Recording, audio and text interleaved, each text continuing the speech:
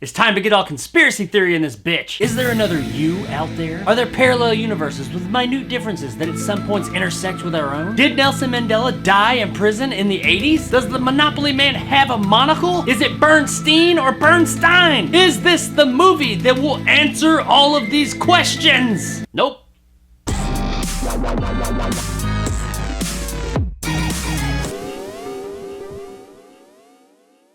The Mandela Effect follows two grieving parents trying to make sense of the world after the loss of their child. When the husband comes across some conspiracy theories online, he starts to connect some dots and starts to notice some inconsistencies out there in the world. On the surface, this movie seems like a movie that somebody put together because they saw a YouTube video about the Mandela Effect. However, that's not really what it is. This was surprisingly an interesting movie, though it does have a bit of a misleading title because in all reality, it doesn't have a lot to do with the actual Mandela Effect. I mean, it comes up and they do talk about it. They go through all the popular Mandela Effect theories, the Monopoly Man monocle, the Bernstein bears, one about Curious George's tail, which I actually hadn't heard that one, and of course the one that the whole thing is named after, did Mandela die in prison in the 80s? But it doesn't really dig much deeper than that into the actual Mandela Effect. It actually seems like they had an idea that they wanted to go with, but they needed something more familiar with the masses to get our characters there, and someone went on YouTube and saw something about the Mandela Effect and decided to use that. And that first half of the movie, while all that stuff's going on, is made interesting not so much because of the Mandela Effect stuff, but more so because of the drama of our two main leads trying to work through this grief of this horrible tragedy that they went through. The movie does a pretty good job of showing that grief in a very believable way with these two characters. It understandably wrecks pretty much every aspect of their life, and we get to see them slowly trying to pick up the pieces and put things back together so that they can keep on going. It's not the most deep dive into grief that we've ever seen before,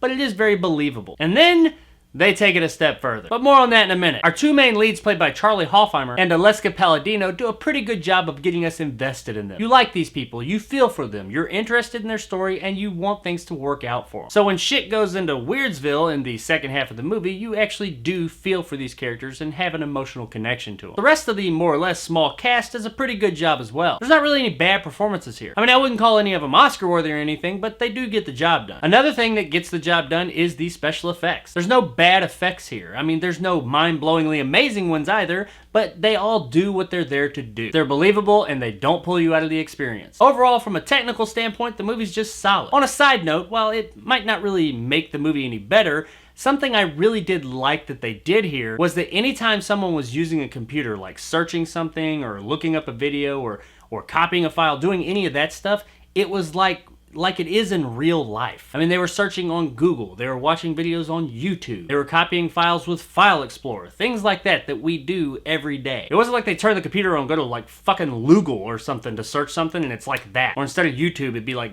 BestTube or some dumbass shit like that, and it just looked nothing like what we use every day. It's a small thing, I know, but it's just one of those things that always bothers me when I watch movies. So hey, good on you, Mandela Effect, for keeping it real. Like I said a minute ago, there's a point in this movie where things take a hard right turn into Weirdsville. But even though this does happen, the movie never loses focus. Nor does it do something that a lot of movies in this type of situation do, which is break its own rules. Which is actually kind of funny once you know what actually happens in the movie, but whatever, I'm not going to spoil anything here. But no, the movie actually sticks to its rules that it sets up. While it does go off into Weirdsville, it never takes things too far. Now make no mistake, it gets out there, and it gets out there, man. But it's never so far out there and so far gone that you're scratching your head wondering, how the hell did we get here? It does a very good job of staying focused at all times and not losing sight of what it's going for. While I don't want to say much more about the story for fear of spoilers, I will say that it is an interesting, twisty-turny story that actually does pay off in the end. While watching this movie, I was pretty invested in what was going on, but I was also worried that the ending wasn't going to pay off in a very satisfying way. Thankfully, while it's not the biggest ending in the world, it was a very satisfying ending. Overall, I really enjoyed the Mandela Effect. It's not the greatest movie ever made, but it's far from the worst. It's a fairly clever movie that kept me entertained to the end, and what more can you ask for? You don't necessarily need to jump up and go see this movie right now,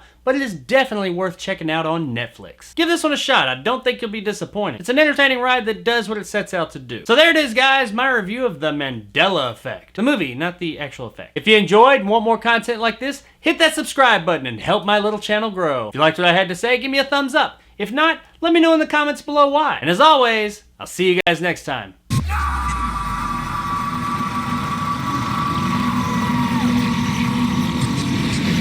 know, and looking into all this Mandela Effect stuff, I honestly myself don't ever remember the Monopoly Man having a monocle. I remember the Planters Peanut guy having a monocle. Maybe that's where people got things mixed up. I also don't remember Darth Vader saying, Luke, I am your father. I remember him saying, no, I am your father. And when it comes to the Bernstein thing, from what I remember, I always just called it Bernstein, but I don't give a fuck. I don't know. The name was written in all like cursive and stuff. I couldn't fucking read that. I didn't know. I do remember though, back in the 80s, people saying Mandela died in jail.